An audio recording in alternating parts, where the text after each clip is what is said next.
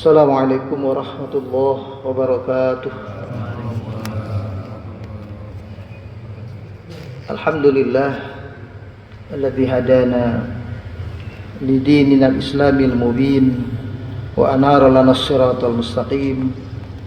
Wassalatu wassalamu ala asyrafil anbiya'i wal mursalin nabiyyina wa habibina wa qudwatina Muhammadin wa ala alihi wa sahbihi ajma'in wa ba'du.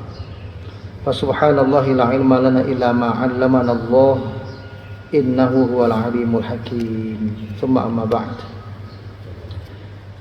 Jemaah subuh Masjid Baitur Rahman yang dirahmati Allah. Alhamdulillah, untuk sekian kalinya kita terus bersyukur kehadirat Allah Subhanahu wa taala yang dengan limpahan taufik, inayah dan maunah atau pertolongan darinya jualah kita bisa dimudahkan untuk hadir sholat subuh berjamaah. Dan ba'da subuh Sabtu ini kita lanjutkan dengan kajian kita yang hari ini temanya tentang muamalah.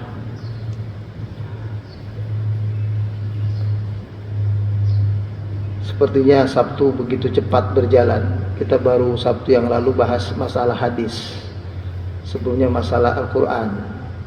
Dan pada kesempatan ini kita bahas masalah muamalah, karena inti dari mengamalkan nilai-nilai dalam Al-Quran dan hadis adalah bagaimana kita memperbaiki hubungan kita dengan sesama.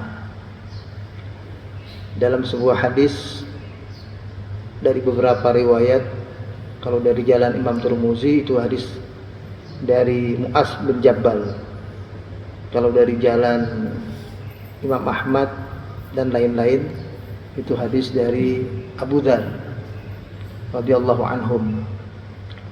Jadi hadis ini hadis yang bernilai kuat. Sebagian ulama mengatakan demikian, tapi kalau Al-Albani mengatakan hadis ini adalah hadis hasan sahih. Jadi hasan di ghairi, ya, hadis hasan tapi derajatnya bisa sampai kepada hadis sahih. Nabi pernah mengatakan kepada Mu'az, ittaqillah haitsu ma kunt, bertakwalah kepada Allah di mana saja engkau berada. Wa atbi sayyi'atal hasanata tamhuha, iringilah terus setiap perbuatan kesalahan atau dosa yang terlanjur kalian perbuat, iringi dengan perbuatan kebaikan. Wa khaliqin nas bi khuluqin hasanin, dan bergaulah dengan sesama kalian manusia dengan pergaulan yang hasan, akhlak yang baik. Dan untuk mengawali ini pula dalam ayat Al-Qur'annya kita jadikan pedoman surat Al-Baqarah ayat 278. Ini kalau dibaca sampai ayat 282, ayat yang paling panjang dalam Al-Quran, itu satu halaman sendiri. Ada Pak Stoyo. Jadi ini cukup panjang, tapi saya baca pendeknya saja dulu yang di awal, yang panjangnya nanti kita baca sepotong-sepotong saja. Silahkan dilihat surat Al-Baqarah ayat 278. Allah berfirman, a'udzu billahi minasyaitonir rajim. Ya ayyuhalladzina amanu, wahai orang-orang yang beriman, ittaqullah, bertakwalah kepada Allah. Jadi sama dengan hadis yang tadi saya baca, mengajak kita bertakwa. Wa daru ma baqiya minar riba, dan tinggalkanlah semua hal yang tersisa yang terkait dengan persoalan riba. In kuntum mu'minin, jika kalian adalah mengaku sebagai orang-orang mukmin, jangan pernah terkait dengan masalah riba. Fa in lam taf'alu, kalau kalian tidak mau melakukan hal itu, fa'dhanu biharbin minallahi wa rasulih, maka berarti kalian telah mengumumkan perang dengan Allah dan Rasulnya. Kita bisa bayangkan kalau kita nggak ninggalin riba, kata Allah, sama kita ngajakin perang Allah dan Rasulnya. Kira-kira bakal menang apa kalah?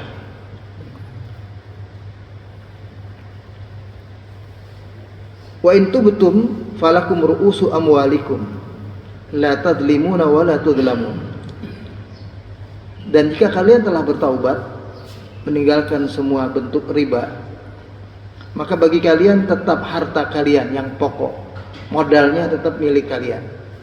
Meskipun kalian meminjamkan banyak pada orang-orang, ambil pokok pinjamannya saja, sisa bunganya jangan diambil.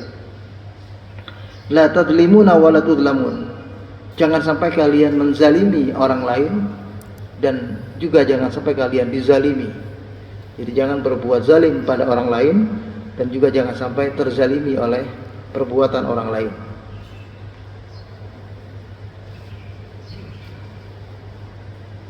Wa in kana dzu usratin fanadhiratun ila maisarah. Dan dalam soal pinjam meminjam, mestinya jika ada orang yang kalian pinjamkan itu dalam kesulitan, tidak mampu bayar, tidak bisa bayar, fanadhiratun ila maisarah, coba beri dia tangguh, kasih tempo supaya dia mudah. Dia bilang sebulan, tambahin sebulan lagi. Dia bilang setahun, kalau perlu setahun lagi atau sebulan lagi, kasih kemudahan. Lakum. Dan jika kalian akhirnya menyedekahkan pinjaman kalian, diberikan kepada orang yang berutang tadi, maka itu adalah hal yang lebih baik bagi kalian. Jadi nilainya sedekah.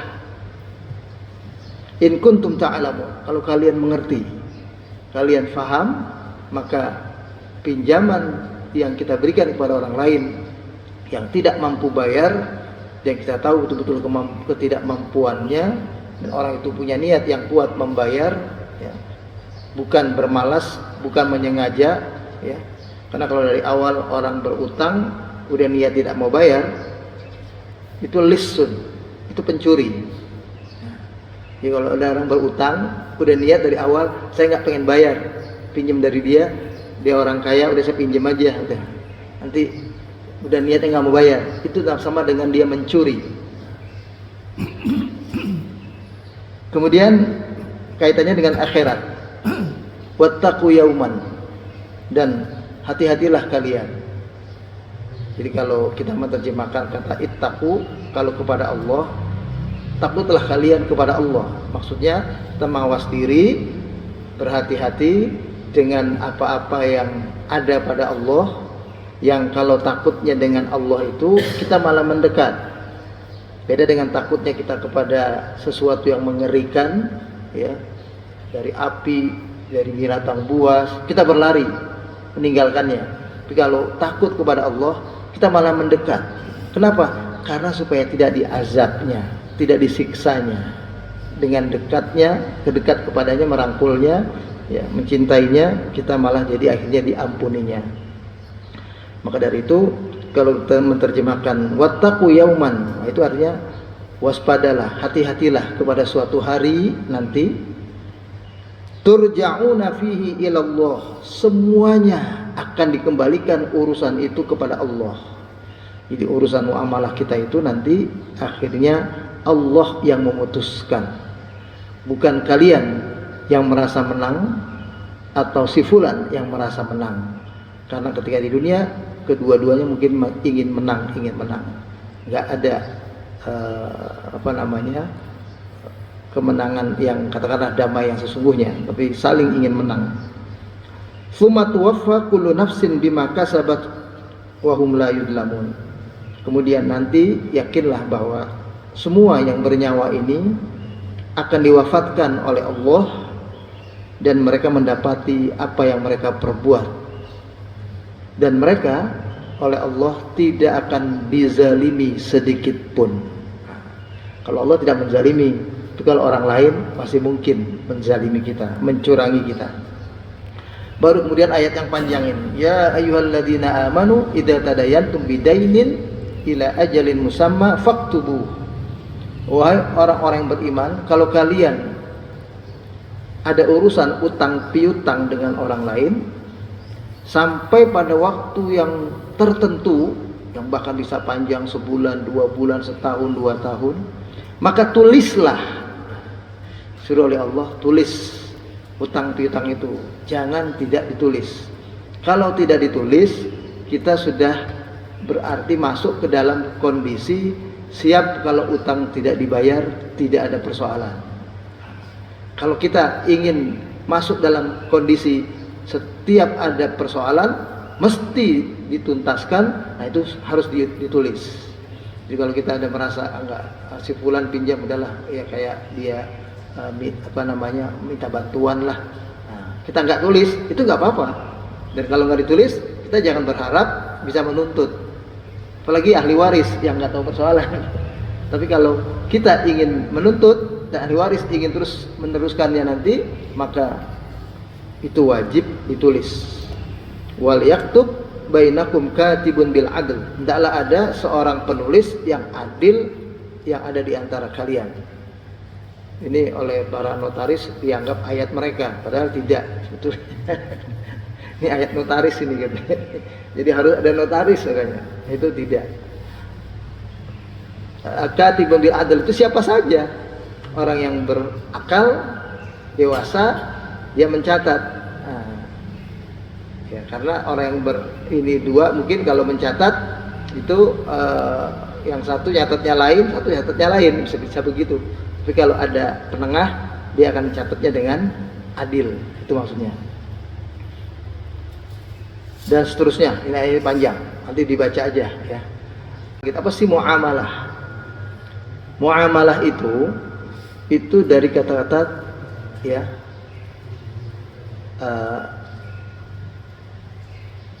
amalah atau amala yu'amilu muamalatan. Ada unsur saling berinteraksi, saling memberi, saling mengambil. Nah, itu muamalah. Ada saling memberi, saling mengambil. Muamalah dalam pengertian secara umum itu adalah hubungan sesama manusia. Itu secara umum. Hubungan sosial. Hubungan kita dengan sesama kita. Nah, itu prinsip umum itu dasarnya adalah di samping hadis tadi, ini yang kita akan bahas ini, itu adalah hadis lain yang mengatakan irhamu man fis sama yarhamkum man fil irhamu man fil ardi yarhamkum man fis sama. Jadi sebaliknya saya bicaranya, irhamu man fil ard yarhamkum man fis sama.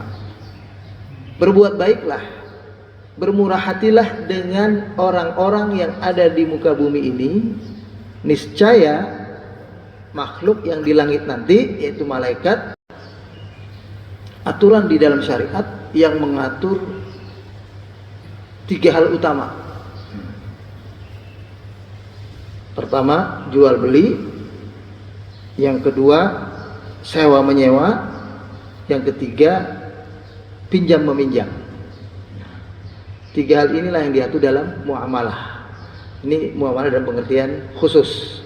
Tidak pengertian umum adalah perbuatan baik kita kepada orang lain. Itu yang secara umum. Kalau secara khusus terkait dengan 3 hal itu.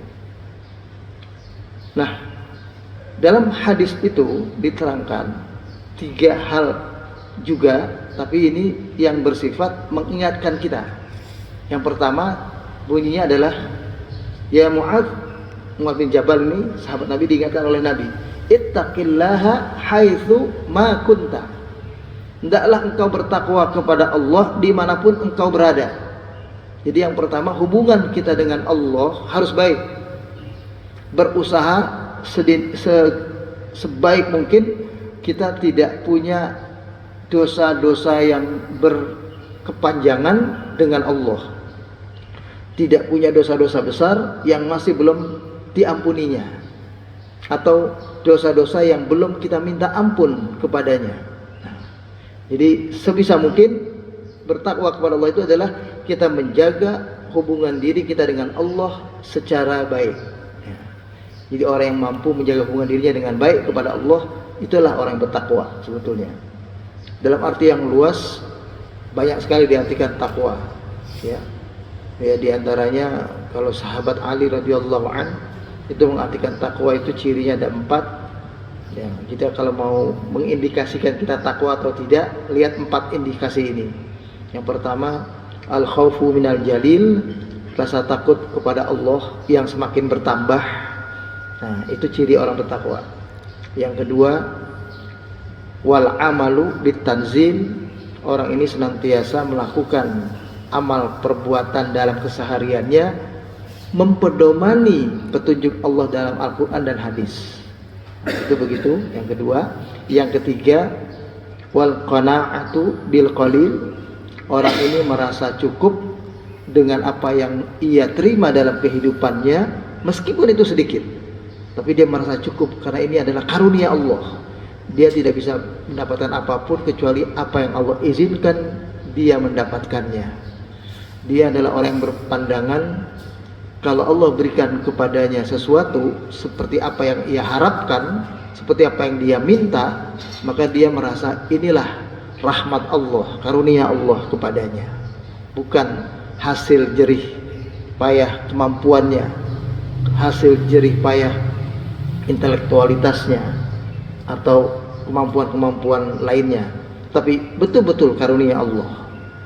Sementara ketika dia tidak mendapatkan apa yang dia harapkan dalam hidup ini,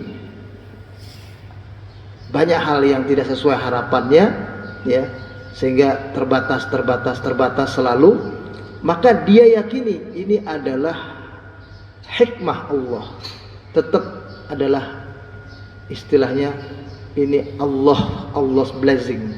Jadi istilahnya kalau kita dapat sesuatu sesuai harapan, Allah's blessing, kita dikasih oleh Allah karunianya. Tapi kalau kita tidak mendapatkan apa yang kita minta, jadi pas-pasan terus atau terbatas terus, itu adalah Allah's wisdom, itu adalah kebijaksanaan Allah. Kita tidak bisa menentukan maunya Allah itu sesuai dengan maunya kita. Nah, kita harus menyandarkan maunya kita dengan maunya Allah. Allah maunya segitu, kasih kita, ya sudah, itu namanya Allah's wisdom. Nah, kalau sudah kebijaksanaan Allah, maka kita yang disuruh cari tahu, kenapa Allah kasih kalian sekian, kenapa tidak dikasih Allah seperti yang semua kalian minta, seperti yang semua kalian harapkan. Nah, itu ada rahasia Allah di situ. Ya, mungkin Allah yang lebih tahu, ya, porsi seberapa yang pantas kita terima, yang itu akan membuat kita lebih dekat kepadanya, akan lebih taat kepadanya, akan lebih jadi orang beriman yang baik, dibandingkan dengan dikasih porsi yang besar, akan hanya membuat dia lalai, dia lupa, dia malah menjauh dari Allah. Itu Allah yang tahu, kita nggak tahu. Kita tahunya pengen dapat banyak aja, kan gitu. Kayak persis kayak anak kecil. Anak kecil nggak tahu, maunya dapat banyak aja, maunya porsi yang paling gede aja. Itu kalau anak-anak begitu. Ya, dengan orang yang membagi, dengan orang tuanya kah, dengan siapakah, pengurus masjid atau apa, lagi bagi-bagi hadiah kepada anak-anak. Kalau anak-anak pengennya yang paling gede aja, yang paling besar aja, kan gitu. Dia nggak taunya kotak yang gede, justru isinya cuma pulpen. Sementara ada yang satu kotaknya kecil, ya, ternyata kecil itu, ya, isinya adalah kunci kotak lagi, gitu. Yang isi kotaknya lebih gede ternyata, jadi kunci kotak juga. Nah, jadi kecil tapi kunci. Nah, yang satu gede cuma isinya bantal atau apa gitu. Itu anak kecil kan gitu, kalau nggak tahu. Nah, lihatnya yang gede aja, lihat yang besar aja, lihat yang banyak aja. Nah, kita manusia juga begitu kepada Allah, pengen yang gede saja, yang besar saja, padahal kita tidak tahu di balik yang besar itu justru ada sesuatu yang malah nggak bagus buat kita, sementara yang kecil malah itu yang berakibat baik kepada kita. Itu ciri yang ketiga tadi, ya, wal qana'atu bil qalil. Ciri yang keempat, wal isti'dad liyaumir rahil. Orang ini memiliki persiapan untuk menghadapi hari kita di tarhil atau menghadap Allah. Ini pengertian takwa menurut sahabat Ali radhiyallahu anhu. Ya. Kita kembali. Jadi takwa itu yang pertama dalam urusan muamalah. Jadi tiga ini urusannya muamalah ini. Prinsip-prinsip dalam muamalah. Pertama, takwa. Ittaqillaha haitsu ma kunta. Jadi bertakwa kepada Allah itu di mana saja kalian berada. bukan hanya itu kalau di masjid. Nah, yang bertakwa itu makanya disuruh oleh Nabi dimanapun. Nah, ciri orang bertakwa itu di luar. Bagaimana dia di rumahnya, bagaimana dia di pasar, bagaimana dia di kantor, bagaimana dia di keseharian ketika menjabat sesuatu, diamanahkan oleh orang sesuatu, bagaimana sikapnya. Itulah orang yang bertakwa. Jadi makanya disebutkan oleh Nabi, ittaqillaha haitsu ma kunt. Kalimat ittaqillah haitsu ma kunta ini karena perintahnya untuk satu orang. Seolah-olah gitu, tapi bukan berarti hanya dia saja, tapi Nabi lagi ngomongnya kepada Muaz, ngomongnya kepada Abu Zar. Itu riwayat hadis itu begitu. Jadi ittaqillaha haitsu ma kunta. Bertakwalah kepada Allah di mana saja engkau berada. Dalam keramaian kita bertakwa, di kesendirian juga kita bertakwa. Diharapkan begitu. Yang kedua, prinsip dalam muamalah itu adalah wa'at bi sayyi'atal hasanata tamhuha. Nah, buat kita. Ini yang kedua, ini buat kita. Kalau yang tadi buat hubungan kita dengan Allah harus baik. Jangan sampai ada kesalahan dan dosa. Kalau ada, segera kita minta ampun. Nah, disinilah kelanjutan hubungan kita dengan Allah. Disuruh, kalau ada yang terlanjur dalam hubungan kita dengan Allah keliru, ada dosa, ada kesalahan, iringi dengan perbuatan baik. Nah, itu begitu. Jadi perintah Nabi yang kedua kepada Muaz dan kepada Abu Zar tadi adalah wa'at bi'is sayyi'atal hasanata tamhuha. Jadi kalau kita berbuat hal yang buruk, ya, ada kekeliruan kemarin, lupa kita ini itu, ya, kita ngomong salah, ikuti dengan perbuatan baik. Langsung sholat sunnah misalnya, langsung sedekah, langsung kita berbuat baik, langsung apa saja yang menjadi perbuatan baik yang kita harapkan bisa menghapuskan kesalahan dan dosa kita itu. Selalu begitu. Ada kesalahan dikit kita ingat, hapuskan dengan apa? Dengan perbuatan baik. Itu disuruh oleh Nabi itu begitu. Jadi yang kedua ini buat kita, ya, buat kita sendiri, hati-hati kalau ada kesalahan dan dosa, jangan merasa bahwasanya juga ya sudah dosa saya udah besar, udah banyak, Allah nggak ampuni. Itu juga keliru. Tidak ada manusia yang tidak pernah salah.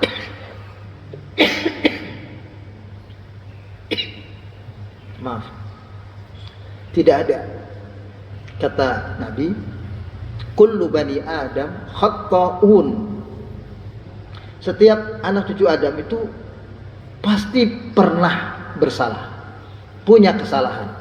Nggak ada yang tidak ada salah. Cuma kita tidak tahu kesalahannya di mana, kan gitu. Orang tahu, yang lain tahu mungkin. Kita di masjid nggak tahu kesalahan kita, tapi orang kantor kita tahu kesalahan kita, orang pasar kita tahu kesalahan kita, orang rumah kita tahu kesalahan kita. Kan gitu, bisa jadi gitu. Apalagi Allah yang Maha tahu kesalahan kita. Yang terpenting adalah kata Nabi, wa khairul khatta'ina at-tawwabun. Yang terpenting adalah orang-orang yang pernah bersalah itu dia segera bertaubat. Itu yang paling penting.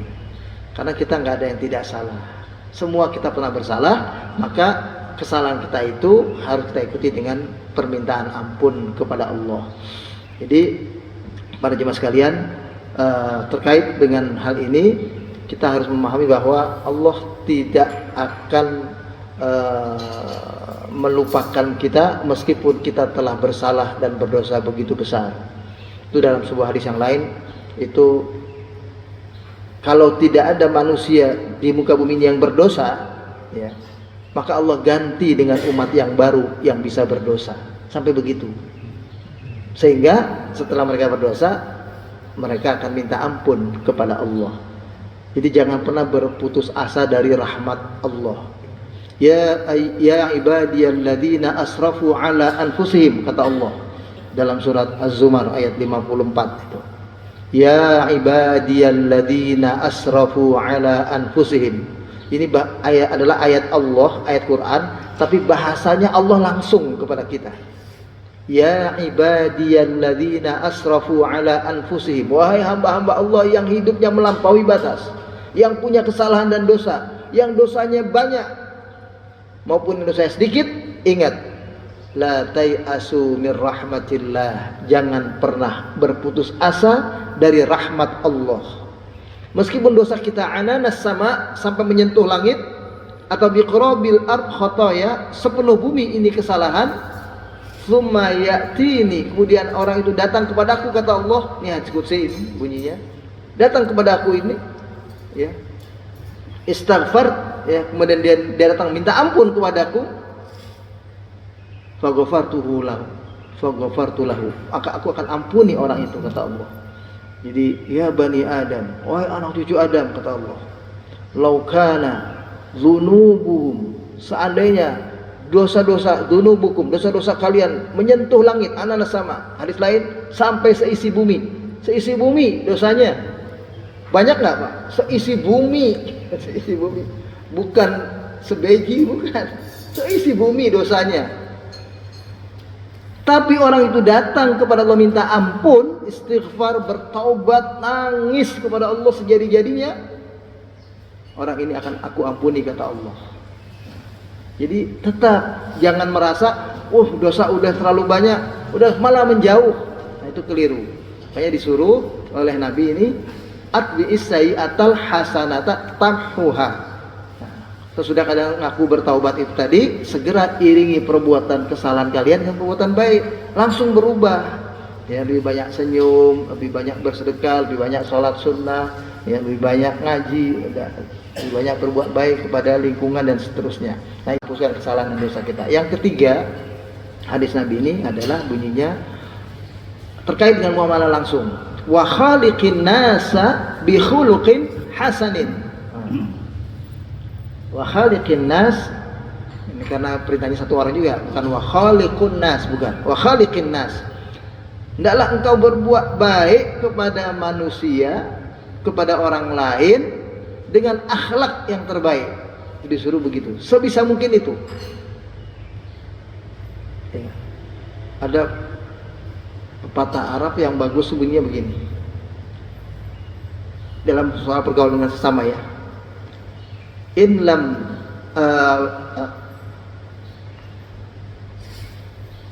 lam takun, ya, milhan, ya, tuslih, ya, in lam takun milhan tuslih, lam takun dubaban tufsid. Sekali lagi saya ulang biar yang sambil belajar bisa mencatat atau melihat, mendengarnya dengan baik. In lam takun milhan tuslih, kalau kalian tidak bisa menjadi garam yang memperbaiki, yang bikin enak itu masakan, lam takun dubaban tufsid, jangan pernah jadi lalat yang merusak. Kita gak bisa berbuat baik sama orang ini, gak bisa ngasih sedekah, gak bisa nolong, gak bisa apa-apa, udah, yang penting jangan menyakiti dia, itu begitu. Itu dalam prinsip muamalah juga. Ya, ini udah sama orang nggak bisa ngasih apa-apa, sama orang merengut melulu, sama orang kasih halangan-halangan melulu, bikin susah melulu. Nah, itu nggak boleh. Ya, jadi kalau kalian nggak bisa menjadi garam, garam itu kan bikin enak. Kalau kurang garam kan nggak enak itu masakan. Dipakai, diperlukan. Jangan jadi lalat. Kalau nggak bisa jadi garam, jangan jadi lalat. Jangan udah nggak bisa jadi garam, jadi lalat, jadi benalu, jadi nah, itu malah merusak banyak hal. Nah, itu jadi, ya, wa khaliqin nasa bi khuluqin hasanin, berakhlaklah dengan baik kepada orang lain. Jadi disuruh bergaul dengan sesama dengan akhlak yang baik, ya. Dan terakhir, supaya kita bisa berdialog, ya, dalam muamalah yang khusus, ini ayatnya tadi itu kita terkait dengan 3 hal utama tadi, urusan jual beli, yang kedua urusan sewa menyewa, yang ketiga urusan utang piutang. Nah, itu kita terkaitnya itu dengan sesama biasanya, jual beli, sewa menyewa, utang piutang. Nah, itu begitu.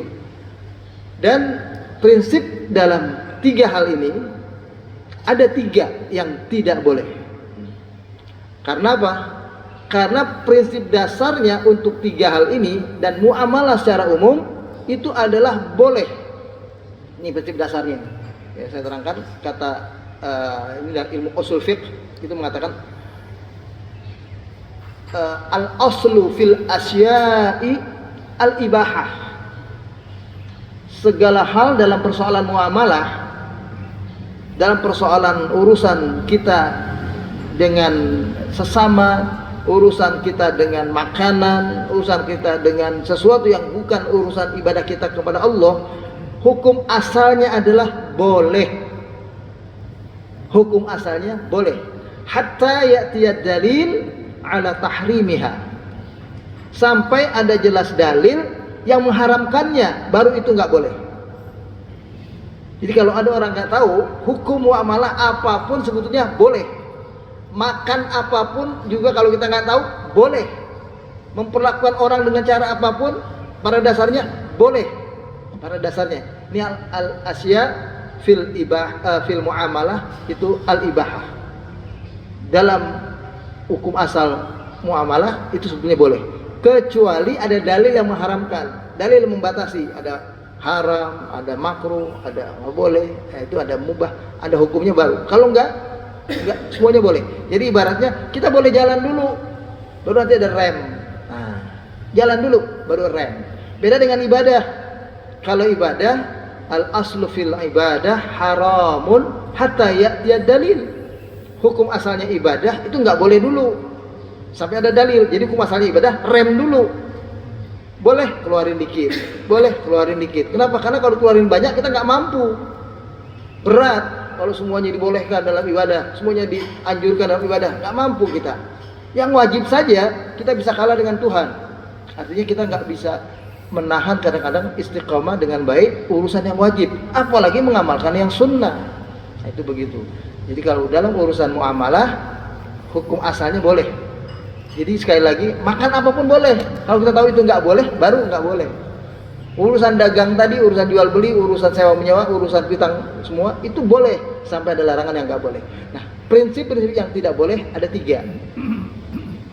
Ini yang tidak boleh. Pertama, riba. Nah, ini riba ini nggak boleh. Yang kedua, gharar, unsur gharar. Gharar itu ada tipu menipu, ada curang, ya, curang, tipu menipu, dusta, itu termasuk gharar. Apa? Termasuk gharar juga adalah sesuatu yang ya tidak pasti ya, karena memang dibikin ngambang. Itu kan adalah berarti dia memang menipu tujuannya.